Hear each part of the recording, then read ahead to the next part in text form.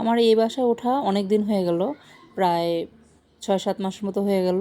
কিন্তু একটা মজার ঘটনা কি জানেন, সেটা হচ্ছে আমি যখনই বিরিয়ানি রান্না করি সেদিনই কিন্তু কারেন্ট চলে যায় এই বাসায়। যাই হোক, রান্নাবান্নার আগে একটু মুড়ি খাচ্ছিলাম, আর আজকে ভাবছিলাম যে তাড়াতাড়ি করা যায় এরকম কি, তো তাড়াতাড়ির মধ্যে মাথায় আসলো যে বিরিয়ানি করে দিই। বাচ্চারা চিকেন বিরিয়ানিটা খুব পছন্দ করে। বেরেস্তা ভেজে নিয়েছিলাম, তারপরেই তো নর্মাল যেই মশলাগুলো লাগে, হলুদ গুঁড়া ছাড়া ধনে জিরা, তারপর হচ্ছে একটু শুকনা মরিচ দিয়ে মুরগিটা আগে কষিয়ে নিয়েছিলাম।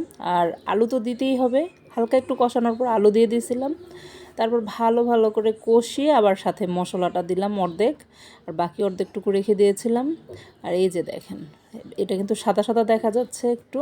আর আমার তো কি বলবো, ভিডিও করার জন্য আলাদা লাইটিং আর আমি করি না, মোবাইলের ফ্ল্যাশ দিয়ে মানে করা হয়, ভিডিও করা হয়। আর ওদিকে চাল ধুয়ে রাখছিলাম, কেন জানি মাথায় আসলো যে চালের সাথে 2-3টা আস্ত জিরা দিই।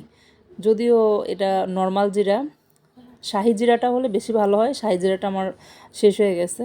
তারপরে তো চাউল ভাজছিলাম, এই চাউল ঢালার সময় বুঝছেন এত তেল ছিটছিল। একটু পানি যদি পড়ে না এই স্টিলের ইয়াগুলোতে, পাতিলে, তাহলে একদম অবস্থা খারাপ হয়ে যায়। তারপরে তো লবণ দিচ্ছিলাম, লবণ দিতে দিতে দেখেন একটু লেগে গেছে, হালকা একটু মানে কি বলবো কালার হয়ে গেছে। লবণটা দিলে আর এই লাগাটা লাগতো না, বাকি মশলাটুকু দিয়ে দিলাম। এই যে ফাইনাল লুক হচ্ছে এটা আমার বিরিয়ানির। রান্নাটা যেমন মানে কি বলবো তাড়াতাড়ি করছি, আমি ভাবছি যে মজা হবে না হয়তো, কিন্তু মাশাআল্লাহ এত মজা হয়েছে, আমি খেয়ে তারপর বলছি।